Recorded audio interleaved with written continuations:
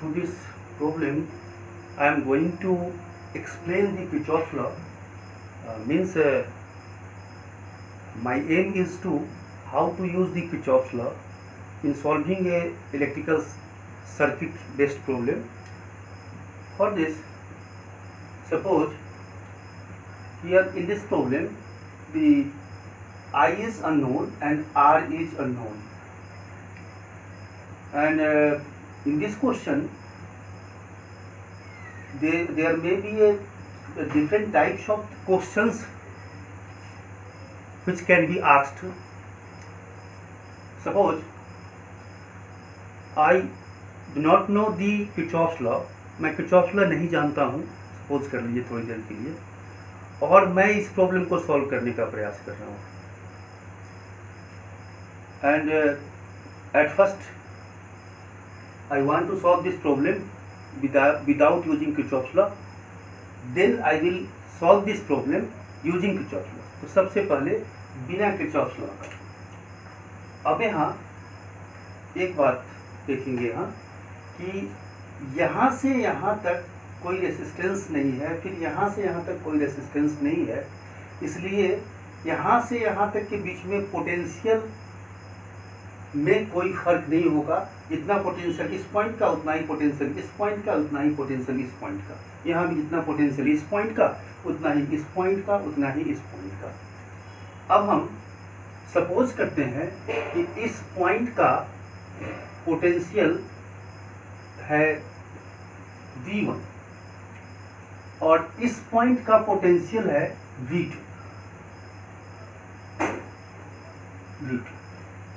Okay, and at first we want to get the potential difference between the two points. इन दो point के बीच में potential difference पता लगाना चाहते हैं. क्योंकि पोटेंशियल डिफरेंस पता लगेगा तो थोड़ा सा ओम्स लॉ का यूज करके V इक्वल टू IR करके कुछ काम कर ले सकते हैं. चलिए देखते हैं. अब हमने एक बहुत सा सिंपल सा कंसेप्ट यूज किया जो मैंने कई क्लास में अपने पिछले क्लास में डिस्कस किया था. अगर हमारे पास यहाँ पर पोटेंशियल V1 है तो किसी गिवन चार्ज को इस V1 से मल्टीप्लाई करेंगे तो उतनी उसके पास पोटेंशियल एनर्जी होगी. और चूंकि पोटेंशियल का मतलब ही है कि वो कंजर्वेटिव फोर्स के कारण राइज होता है. अब हम जब यहाँ से यहाँ तक जर्नी करते हैं और इस जर्नी करने में जितना पोटेंशियल में डिक्रीज होगा उसको हम देखना चाहते हैं. तो सपोज कीजिए कि यहाँ पर आपके पास पोटेंशियल इज दी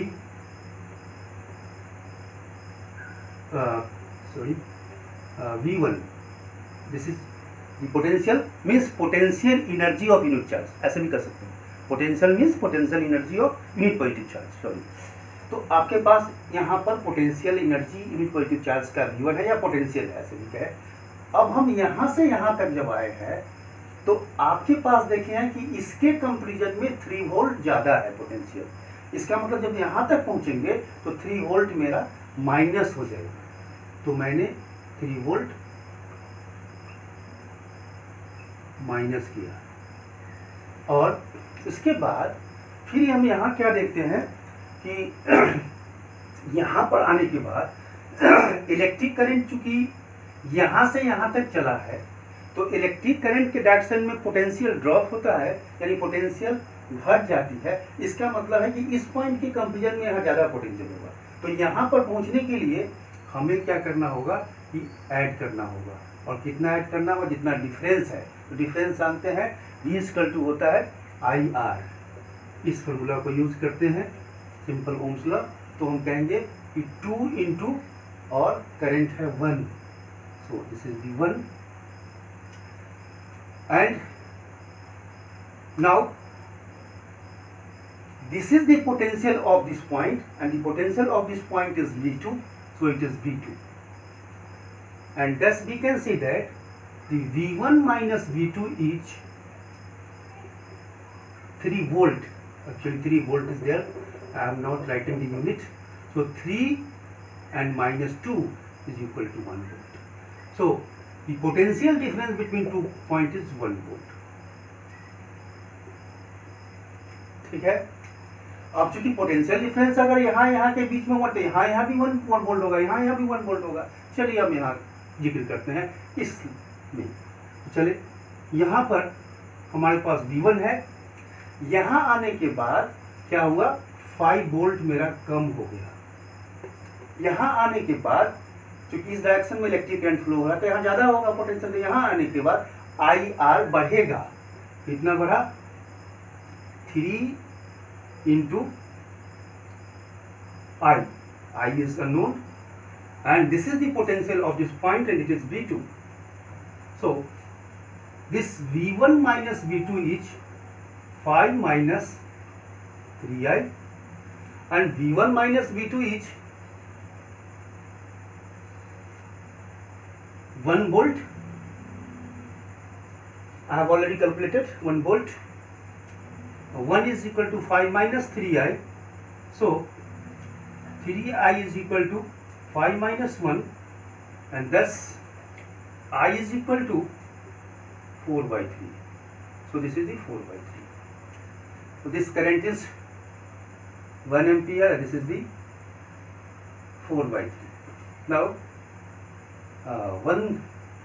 एक क्वेश्चन जो जनरली मिसकंसेप्ट है, शायद एक मेरे स्टूडेंट को मिसकंसेप्ट भी था कि अगर रेसिस्टेंस है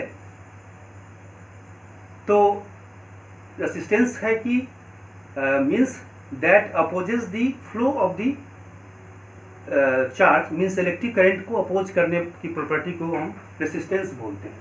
तो यहाँ अगर 1 एम्पियर था तो यहाँ 1 एम्पियर कैसे होगा, क्योंकि ये तो बाधा है, रोक दिया होगा तो 1 एम्पियर नहीं होगा। ये एक क्वेश्चन कहीं से मुझे हमारे बच्चे से मिला था, तो थोड़ा सा मैं इस कंसेप्ट को थोड़ा क्लियर कर दूं।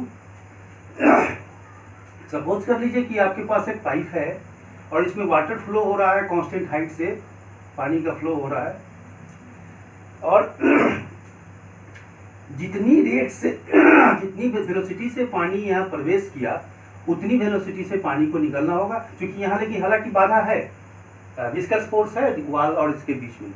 लेकिन क्यों इसलिए होगा क्योंकि रास्ते में न वाटर का कोई नया सोर्स है और न वाटर जमा हो रहा है। अगर जमा हुआ तो ब्रस्ट हो जाएगा, तो न वाटर यहाँ पर कोई जमा हो रहा है और ना कोई सोर्स है, इसलिए जिस रेट से वाटर प्रवेश करेगा उस रेट से वाटर बाहर भी निकलेगा। यही बात है इलेक्ट्रिक करंट। हाँ, ये बात जरूर है कि अगर हम ट्यूब को नैरो कर दिया और उसी सोर्स अगर फिक्स है तो ज़्यादा रेसिस्टेंस होगा तो वेलोसिटी कम हो जाएगी, लेकिन रहेगी तो वो सेम रहेगी। वेलोसिटी कम हो जाएगी पूरे में लेकिन वो रहेगी, सेम रहेगी। This is the concept. So electric current is steady, यानी बिना रास्ते में उसमें चार्ज का कोई जमाव होता है ना चार्ज वहाँ क्रिएट होता है, इसलिए इलेक्ट्रिक करंट कांस्टेंट रहता है। चलिए ठीक है, ये हो गया I is equal to 4/3 ampere. और इसीलिए क्योंकि दो करंट यहाँ पाया तो उतना बाहर भी निकलेगा, क्योंकि कहीं चार्ज का जमाव नहीं होता है, इसलिए यहाँ पर जो करंट की वैल्यू हो जाएगी वह हो जाएगी 1 + I, means this is the, suppose this is the I1, so this I1 is 1 + 4/3 and this is the 7/3. This is the value of current and this is the value of current, and again the potential is 1 volt, क्योंकि वही point है E और F, तो 1 volt है, यानी V1 minus V2 is 1 volt and this potential is equal to IR, तो I1R is equal to 1 volt and I1 is 7/3, R is equal to 1, so R is equal to 3/7 ओम। तो बिना specific रूप से हमने कोई Kirchhoff's law का use नहीं किया, लेकिन हर चीज को पता लगा लिया। ठीक है, चलिए अब हम देखते हैं क्या कि चलो किरचॉफ्स लॉ को देखते हैं एक बार, इस प्रॉब्लम में यूज करके किरचॉफ्स लॉ को देखते हैं। चलिए इसको मैं मिटा रहा हूँ थोड़ा सा।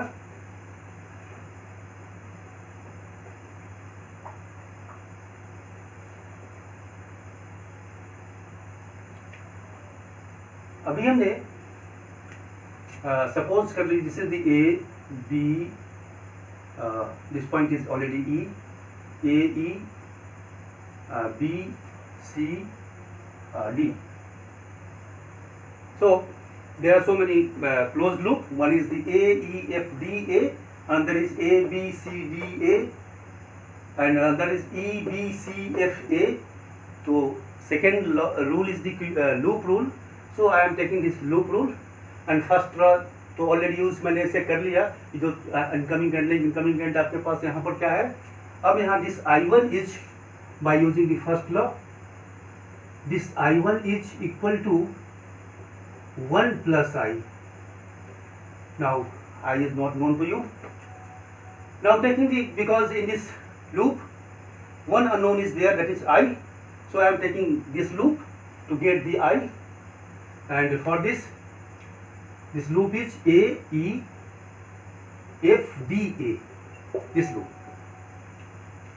अब हम जो लूप रूल में एक कंसेप्ट पर चर्चा किए थे कि उस लूप में टोटल चेंज यानी sum of the change will be zero. अब यहाँ जब किरचॉफ्स लॉ को यूज करेंगे थोड़ा सा आप कंसेप्ट को क्लियर रखिए। क्लियर रखने का मतलब ये है कि चेंज की जो बात हम करते हैं, चेंज की बात, वो 2-3 बात पर ध्यान रखना है।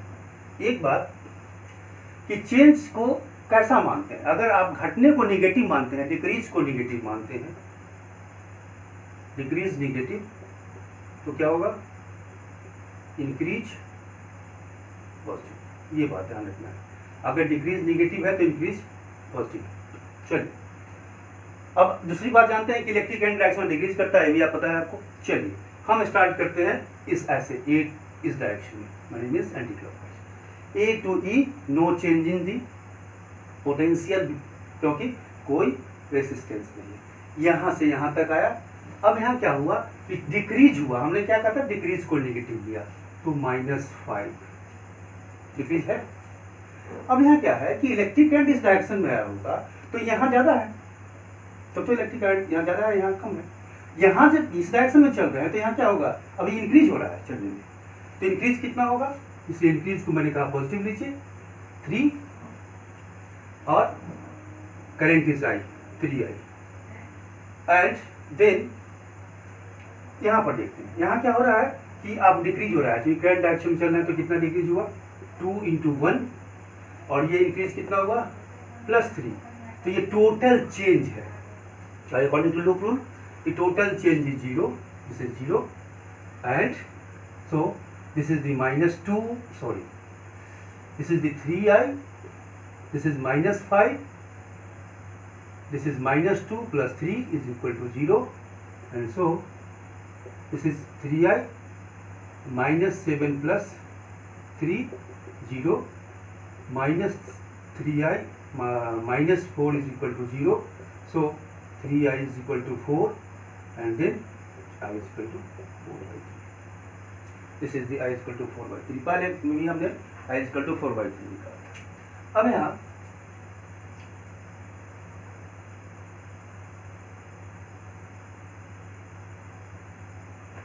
अब आप बड़ा सा लूप ले लेते हैं, उसमें आपका R भी मालूम हो जाएगा। अब यहाँ क्या करंट की वैल्यू हो गई, वो करंट की वैल्यू हो गई I is equal to 1 + I है, तो I का वैल्यू कितना निकला 4/3, तो ये 4/3, और ये क्या हो गया 7/3, तो ये मालूम हो गया। अब हमने लूप कौन सा यूज किया करेंगे, दिस लूप इज ABCDA, इस लूप को बड़ा वाला लूप यूज कर रहे हैं। चलिए A से B तक आने में नो चेंज, B से C तक आने में डिक्रीज, और डिक्रीज कितना IR, तो I is 7/3, and this is the R minus, क्योंकि डिक्रीज, फिर यहाँ तक कोई चेंज नहीं, फिर डिक्रीज 2 × 1 इज डिक्रीज, और फिर increase +3, and so it is equal to 0, total change, and thus we can say that -7/3R is equal to -2 + 3 0, -7/3R is equal to 2 - 3, -7/3 r -1, so r is equal to 3/7। देख लीजिए वही result, सब कुछ वही। तो इसलिए हम बार बार कह रहे हैं कि आप फिजिक्स में कंसेप्ट होना चाहिए, न कि ट्रिक। तो पहले कंसेप्ट देन ट्रिक, इसलिए पहले आप कंसेप्ट को अपने क्लियर कीजिए कि हम क्यों किरचॉफ लॉ है, कैसे यूज करते हैं इसको। ठीक है।